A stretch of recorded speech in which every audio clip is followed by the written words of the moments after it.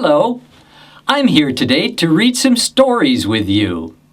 The first one is called Mippity Moppity by Warren Timms. Hippity hoppity hopped. Bippity boppity bopped. Clippity cloppity clopped and clopped. And Miss Mippity Moppity mopped. Hippity hoppity hopped for miles. Bippity boppity bopped for smiles. Clippity cloppity clopped in style. And Miss Mippity Moppity mopped long whiles. One day, the king told them all to stop. There would be no hop, no bop, and no clop. And poor Miss Moppity could not even mop. Miss Moppity cried and sat in the sink, for that's what she did when she wanted to think. Then she thought of a thing to ask by and by, and the question she asked was, why?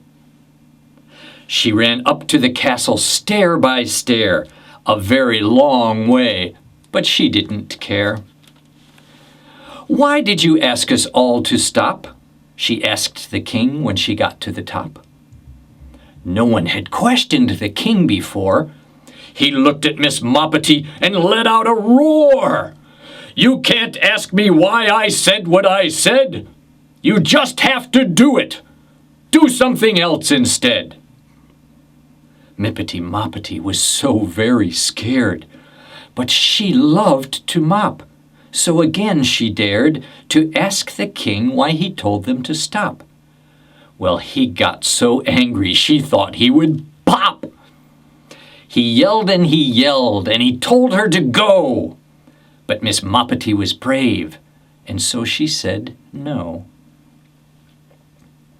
Well, the king thought for days with all of his might, and Miss Moppity returned to ask him each night. "Why did you ask us to stop?" she would say. And each time she came, he said, "Take her away!" And then one day, Mippity Moppity decided to bring Clippity Cloppity, Hippity Hoppity, and Bippity Boppity to the king's castle. "Please let Hippity Hoppity hop," she said to the king as a crowd gathered round. He shook his head no, crossed his big arms, and frowned.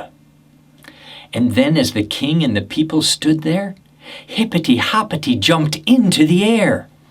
The king just stood still and only could stare as Hippity Hoppity hopped right in his hair. The king jumped about and crashed through the hall, and no one knew what to think of it all. Then Bippity Boppity started to bop, and Clippity Cloppity started to clop, and the people all laughed and started to play, while the king just sat there with nothing to say. Everyone had such a very good day that even the king had to smile and say, "We've all had good fun, and now my castle's a mess.